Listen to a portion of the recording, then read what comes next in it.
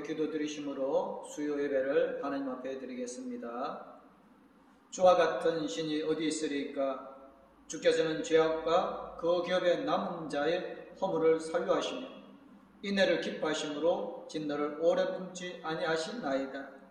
다시 우리를 불쌍히 여기셔서 우리의 죄악을 발로 밟으시고 우리의 모든 죄를 깊은 바다에 던지시리이다.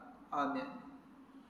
죄악 가운데서 방황하는 죄인들을 부르신 하나님 아버지, 우리의 죄와 허물을 대신하여 십자가에서 고난당하신 주님이 보혈로 씻어주시고 성령으로 거듭나게 하심을 감사드립니다. 우리가 다시는 죄를 범하지 않게 하시고 주님의 고난에 동참하며 새로운 삶을 살도록 인도하여 주시옵소서. 예배를 통해서 주시는 말씀을 들어 주님을 만나게 하시고 무한한 영광을 받으시기를 고난당하신 예수님의 이름으로 기도드리오나이다. 아멘.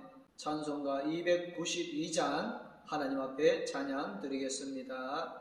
주 없이 살 수 없네 죄인의 구주여, 그 귀한 몸의 피로 날 구속하소서. 구주의 사랑으로 흘리신 보혈이 내 소망 나의 위로 내 영광 됩니다. 주 없이 살 수 없네 나 혼자 못 살이. 이 먹고 무정하며 지혜도 없도다. 내 주는 나의 생명 또 나의 힘이라. 주님을 의지하여 지혜를 얻으리. 주 없이 살 수 없네 내 주는 아신다. 내 영의 깊은 간구 마음의 소원을 주밖에 나의 마음 내 알아주리라. 내 마음 위로하사 평온케 하시네.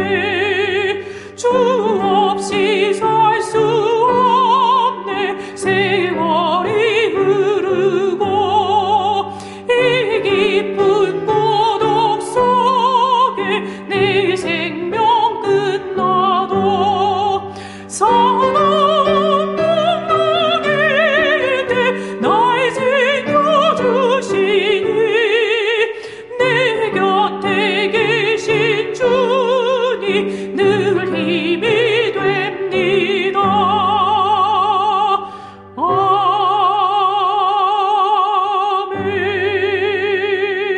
아멘. 오늘 우리에게 주시는 말씀은 히브리서 12장 6절에서 13절 말씀입니다. 주께서 그 사랑하시는 자를 징계하시고 그가 받아들이시는 아들마다 채찍질 하심이라 하였으니 너희가 참음은 징계를 받기 위함이라. 하나님이 아들과 같이 너희를 대우하시나니 어찌 아버지가 징계하지 않는 아들이 있으리요.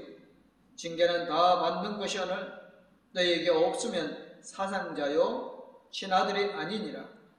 또 우리 육신의 아버지가 우리를 징계하여도 공경하였거든 하물며 모든 영의 아버지께 더욱 복종하며 살려 하지 않겠느냐. 그들은 잠시 자기의 뜻대로 우리를 징계하였거니와 오직 하나님은 우리의 유익을 위하여 그의 거룩하심에 참여하게 하시느니라. 무릇 징계가 당시에는 즐거워 보이지 않고 슬퍼 보이나 후에 그로 말미암아 연단받은 자들은 의와 평강의 열매를 맺느니라. 그러므로 피곤한 손과 연약한 무릎을 일으켜 세우고 너희 발을 위하여 곧은 길을 만들어 저는 다리로 하여금 어그러지지 않고 고침을 받게 하라. 아멘. 찬송가 295장 하나님 앞에 찬양 드리겠습니다.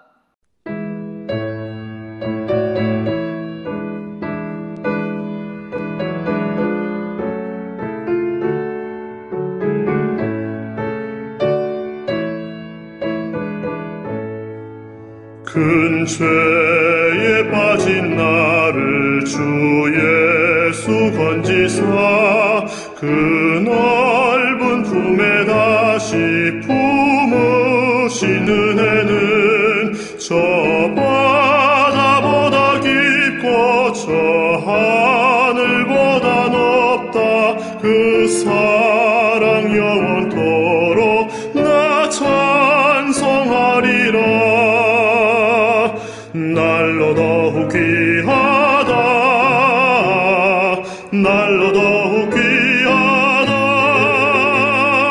한이 없이 넓은 우리 주의 사랑 날로 더욱 귀하다. 옛날에 유대 땅에 주 예수 다닐 때 그 은혜 받으려고 큰 물이 모였네. 눈먼 자 병든 자를 다 고쳐주셨으니 나 같은 죄인까지 그 은혜 받도다. 날로 더욱 귀하다. 날로 더욱 귀하다. 한이 없이 넓은 우리 주의 사랑 날로 더욱 귀하다. 주 크신 사랑으로만 백성 위하여 그 십자가의 고난 다 받으셨으니 그 속죄 받은 성도 큰 소리 함께 높여 온 천지 울리도록 주 찬송하리라. 날로 더욱 귀하다. 날로 더욱 귀하다. 한이 없이 넓은 우리 주의 사랑 날로 더욱 귀하다. 사랑과 징계는 서로 뜻이 다른 단어이지만 어떤 경우에는 서로 만날 수 있습니다. 우리가 하나님의 사랑을 이해하지 못할 때가 많습니다.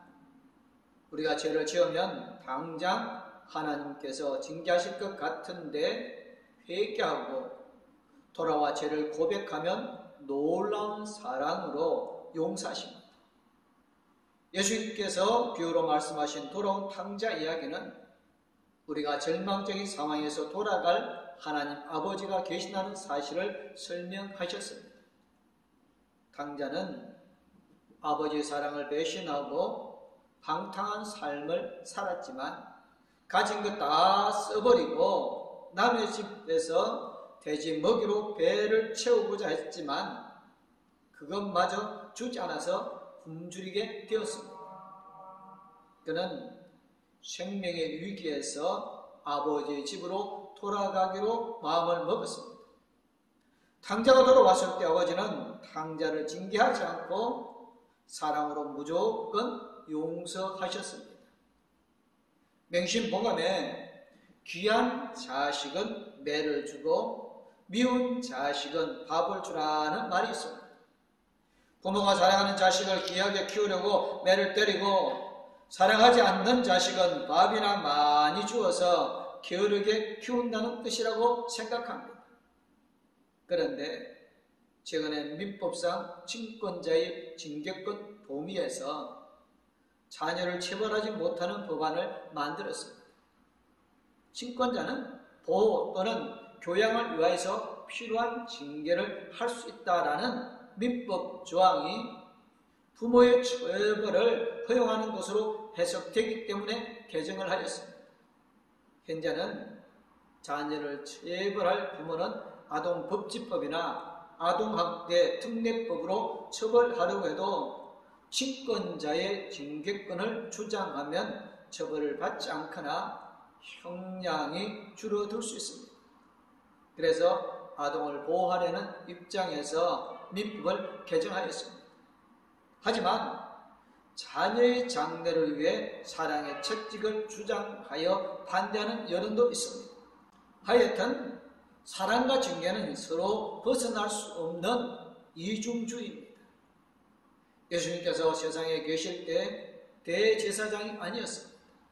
그여는 예수님은 최초의 제사장 아론의 후손이 아니기 때문입니다. 실제로 예수님은 육신의 혈통이 아닌 성령으로 동정녀의 마리아에게서 태어나셨습니다. 따라서 예수님은 세상이 아닌 하늘나라에서의 대제사장이십니다. 예수님께서 자신을 십자가의 희생의 제물로 바치시고 부활하셔서 하늘에 오르셨습니다. 하나님께서 부활하신 예수님을 하나님의 아들로 영원한 대제사장으로 삼으셨고 하늘 성막에서 영원한 대제사장이 되게 하셨습니다. 세상에서 모세의 율법을 따라 아론의 후계자가 대제사장이 되었지만 예수님은 하늘나라에서 하나님의 맹세로 멜기세덱의 영원한 대제사장이 되셨습니다. 에덴역에 따른 아론 계통의 대제사장들은 동물의 피로 제사를 드렸습니다. 그러나 우리의 영원한 대제사장인 예수 그리스도는 속죄의 피 흘리는 자기 몸으로 십자가에서 새 언약을 세우셨습니다. 이때 하나님의 아들의 제물의 효력으로 영원하기에 예수님께서 몸으로 자신을 제물하여 영원한 중보자의 사역을 수행하셨습니다.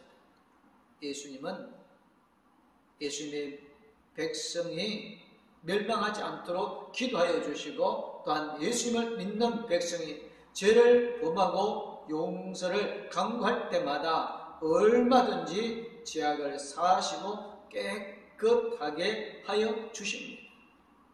그래서 히브리서 기자는 그리스도께서 오직 자기의 피로 영원한 속죄를 이루사 단번에 성소에 들어가셨느니라고 9장 12절에서 말씀하였습니다.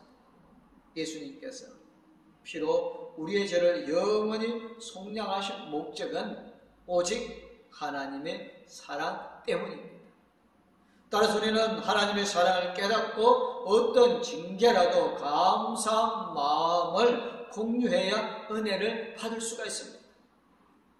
예수님께서 우리를 사랑하셔서 십자가에서 자신의 몸을 희생하여 영원한 대제사장이 되셨습니다.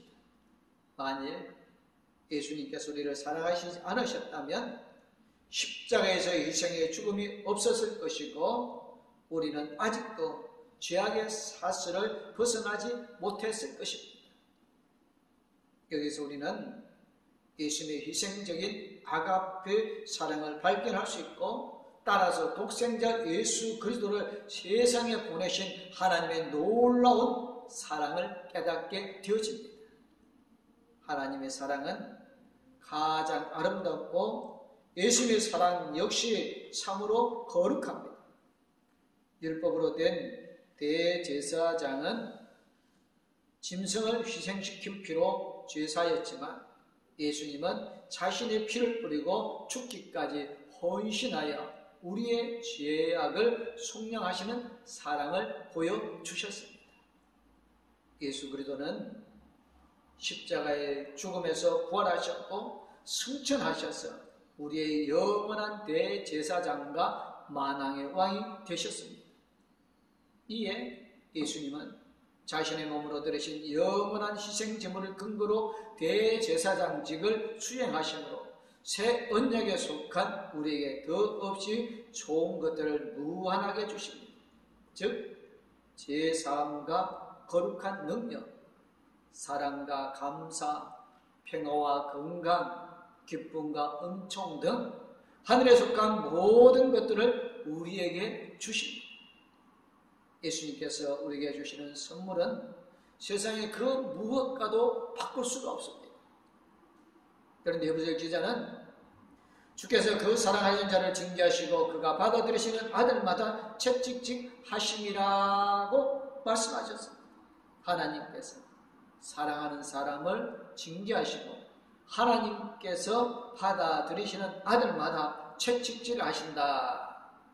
쉽게 이해되지 않는 말씀입니다. 사랑과 믿음, 믿음과 사랑은 서로 묘한 관계가 있습니다. 그래서 사도 바울은 고린도서 13장 7절에서 사랑은 모든 것을 믿으며 모든 것을 바라며 모든 것을 견디니라고 말씀하셨습니다. 결국 사랑은 무엇입니까? 믿음입니다. 또한 믿음이 바로 사랑입니다. 사람이 서로 사랑한다면 상대방을 믿어야 합니다. 우리가 예수님을 진정으로 사랑한다면 예수님을 믿어야 합니다. 예수님께서 하나님 아버지에게 오신 것을 믿어야 합니다. 예수님께서 모든 병자를 고치시고 죽은 자를 살리셨음을 믿어야 합니다. 예수님께서 우리 모든 죄를 사시기 위해서 십자가에 죽은 것을 믿어야 합니다. 예수님께서 죽음을 이기시고 다시 살아나신 것을 믿어야 합니다. 예수님께서 심판주로 세상에 다시 오실 것을 믿어야 합니다. 예수님께서 우리의 모든 문제를 해결해 주실 것을 믿어야 합니다. 예수님께서 우리의 병도 치료하여 주실 것을 믿어야 합니다. 예수님께서 우리를 천국으로 인도해 주실 것을 믿어야 합니다. 만일 예수님의 말씀이나 하시는 일이 의심스럽다면 예수님을 진심으로 사랑하시는지 사랑하지 않는지를 다시 점검해 보아야 할 겁니다. 그런 의미에서 믿음은 사랑을 끌어당기는 줄인 것입니다. 또 사랑은 믿음의 문은 여는 열쇠인 것입니다.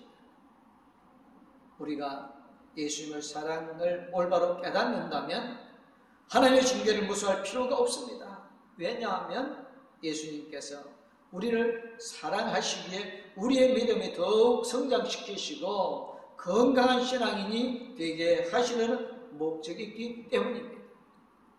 징계라는 말 자체는 듣기가 거북하고 싫지만 하나님의 징계를 통하여 자신의 잘못과 허물 그리고 죄악까지 반성하고 회개하면 하나님께서 다시 사랑으로 용납하시고 더욱 큰 은혜와 축복을 베풀어 주실 것입니다.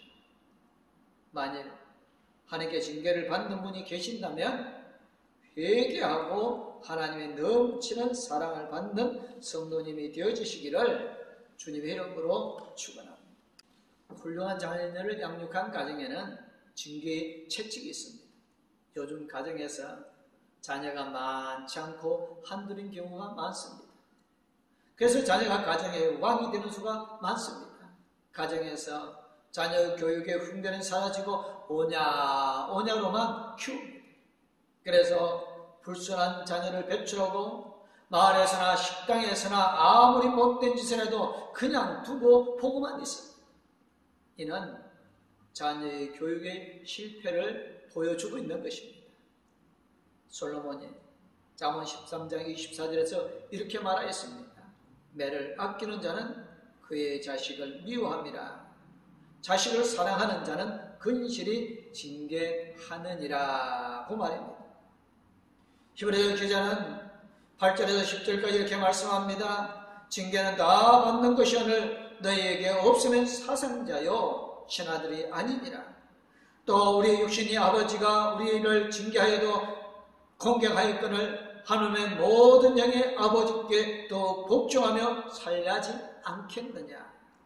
그들은 잠시 자기의 뜻대로 우리를 징계하였거니와 오직 하나님은 우리의 유익을 위하여 그의 거룩하심에 참여하게 하시느니라 고 말합니다.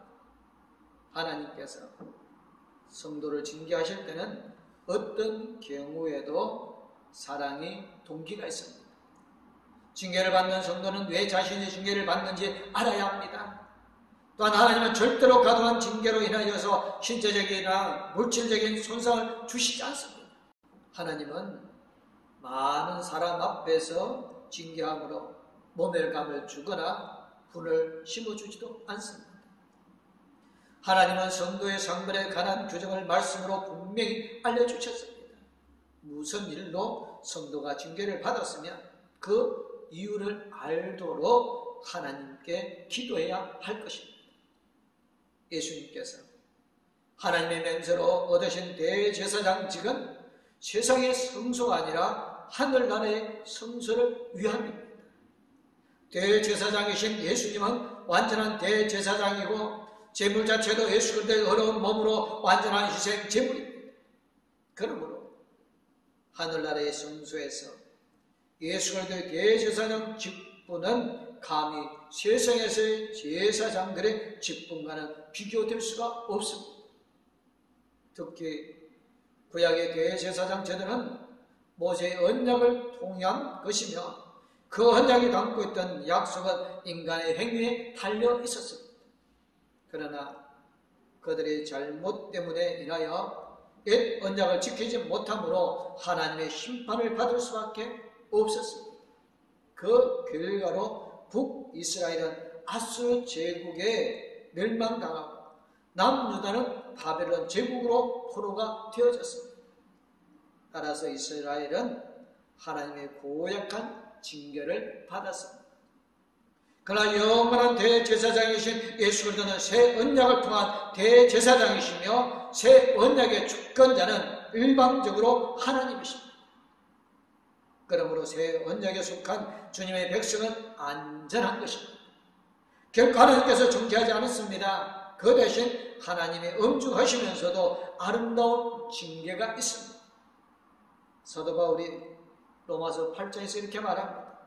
그러므로 이제 그리스도 예수 안에 있는 자에게는 결코 정죄함이 없나니라고 말합니다. 다시 한번 강조하면 히브리서 기자가 주께서 그 사랑하는 자를 징계하시고 그가 받아들인 아들마다 채찍질 하심이라 하였으니 징계는 다 받는 것이거늘 너에게 없으면 사생자요 친아들이 아니니라고 말씀합니다. 여기서 우리가 분명히 알아야 할 교훈은 징계는 징계라도 서로 내용이 다른 아름다운 징계와 고약한 징계가 있습니다. 하나님의 아름다운 징계는 첫째로 죄악을 깨닫게 하고 회개하며 둘째로 하나님의 사랑을 깨닫고 돌아오게 됩니다. 셋째로 이전보다 더 좋은 은혜를 받게 됩니다. 그러나 마귀의 고약한 징계는 첫째로 멸망하여 모두 포기하고 둘째로 어쩔 수 없이 주저앉아 버리고 셋째로 다시는 회복할 수 없게 되고 말입니다. 그렇다면 우리는 어떤 징계를 선택해야 할까요? 물론 징계는 자신이 선택하기가 어렵습니다. 하지만 하나님께 기도하는 가운데 우리에게 아름다운 징계를 주시도록 간구해야 합니다. 그러면 좋으신 하나님께서 사랑하는 성도들에게 고약한 징계는 주시지 않고 반드시 아름다운 징계를 주실 줄 믿습니다. 하나님은 성도를 아버지가 아들을 사랑하는 것 같이 우리를 사랑하십니다. 아들이 잘못했을 때 사랑의 재축으로 징계하듯이 하나님도 성도를 사랑으로 징계하십니다. 이는 징계가 하나님의 사랑과 조화를 이루는 즉 아름다운 징계의 하모니라고 할 수 있습니다. 히브리서 기자는 10절에 그들은 잠시 자기의 뜻대로 우리를 징계하였거니와 오직 하나님은 우리의 유익을 위하여 그의 거룩하심에 참여하게 하시느니라. 모든 징계가 당시에는 즐거워 보이지 않고 슬퍼 보이나 후에 그로 말미암아 연단받은 자들은 의와 평강의 열매를 맺느니라. 그러므로 피곤한 손과 연약한 무릎을 일으켜 세우고 너희 발을 위하여 곧은 길을 만들어 저는 다리로 하여금 어그러지지 않고 고침을 받게 하라고 말씀하셨습니다. 하나님의 아름다운 징계가 우리의 회개와 조화를 이루어 화합하는 하모니가 되게 하기 위해서는 먼저 우리가 하나님 앞에 나아가 영과 진리로 예배를 드려야 합니다. 다음으로 온 정성을 다한 찬송으로 하나님께 영광을 돌려야 합니다. 여러 종류의 음이 아름다운 하모니를 만들기 위해서는 한음도 악보에서 이탈하지 않아야 하는 것처럼 우리도 서로 사랑하고 존중하고 필요할 때는 양보하여 절대로 성도님들끼리 불화하지 않아야 합니다. 예수님께서 새 계명을 너희에게 주노니 서로 사랑하라. 내가 너희를 사랑한 것 같이 너희도 서로 사랑하라. 너희가 서로 사랑하면 이로써 모든 사람이 너희가 내 제자인 줄 알리라고 요한복음 13장에서 말씀하였습니다. 이 말씀대로 우리가 예수님의 제자로 서로 사랑하면 하나님께서 기뻐하시고 축복하여 주실 줄 믿으시기 바랍니다. 물론 내가 사랑하는 자를 책망하여 징계하느니 그러므로 내가 열심을 내라 회개하라는 요한계시록 3장 19절의 말씀처럼 라오디아의 교회는 칭찬받지 못하고 그 중간 책망을 받았을 뿐입니다. 그런데 그것은 심판을 하기 위함이 아닙니다. 사랑하기 때문에 열심을 내고 회개하여 바른 신앙을 다시 찾으라는 깊은 뜻이 숨어 있습니다. 라오디아의 교회가 살 수 있는 길은 주님의 책망을 잘 받아들이는 것입니다. 제가 여기 있습니다. 믿음 있는 성도는 들어야 합니다. 사울 왕은 사무엘 선지자를 책망을 들을 때 변망난했기에 버림을 받았고 다윗 왕은 책망받을 때마다 즉시 회개했기에 쓰임받는 인물이 되었습니다.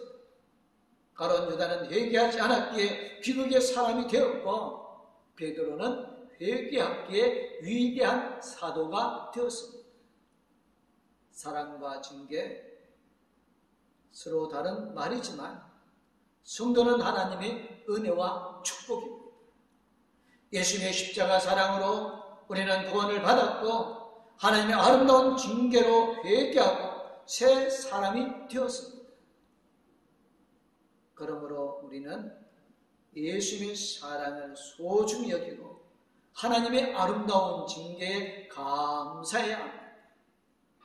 새 언약의 시대는 예수 그리스도께서 십자가에서 자기 몸을 희생제물로 드리셨을 때 이미 시작이 되었습니다.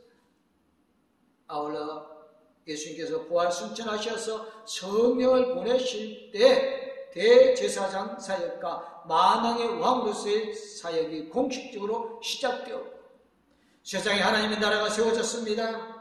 그리고 성령님이 함께 하시는 성도들마다 거룩하게 되었으며 또한 영원한 생명까지 얻었습니다. 그러므로 영원한 왕이신 예수님과 동행하시는 성도님들이 되어주시기를 주님의 이름으로 축원합니다. 아멘. 기도하겠습니다. 은혜와 사랑이 많으신 하나님 아버지 감사드립니다. 우리의 죄로 인하여 죽을 수밖에 없는 그러한 존재였지만 예수 그리스도 이 땅에 오셔서 우리를 대신하여 고난받으심으로 우리를 죄에서 건져 권하여 주시고 새 생명 주심을 감사를 드립니다. 우리 하나님 앞에 받아서지 못할 때마다 하나님의 말씀 우리를 채찍질하시고 징계하시는 것은 우리가 미워서가 아니라 우리를 사랑하기 때문인 줄로 믿습니다. 하나님 봉독교회 모든 성도님들 위해 넘치는 사랑으로 지금까지의 삶들을 용서해 주시고 앞으로의 축복된 삶으로 인도하여 주옵소서. 하나님 코로나19로 인하여서 어려움 중에 있는 이 땅, 이 민족을 불쌍히 여겨주셔서 하루종일 코로나가 종결되어져 부활절에는 모든 이들이 함께 하나님께 영광을 찬양을 드리는 예배를 준비하게 하여 주실 줄 믿습니다. 봉독교회 더욱 넘치는 은혜와 사랑으로 충만케 채워주심을 믿사옵고 거룩하신 우리 주 예수 그리스도의 이름으로 기도드리옵나이다. 아멘. 이제는 우리를 죄에서 건져 권하여 주시고 새 생명을 주신 우리 주 예수 그리스도님은 항상 우리와 함께 계시며 우리에게 위로와 기쁨, 소망을 더해 주시는 하나님 아버지의 그 큰 사랑, 우리 나갈 길을 영원토록 인도해 주시고 동행하여 주실 성령님의 감화 감동, 위로 교통 충만하심, 더욱 하나님의 사랑 안에 있기를 원하는 봉독교회의 모든 모든 성도님들과 가족들 위해 이제부터 영원토록 함께하기를 간절히 축원하옵나이다.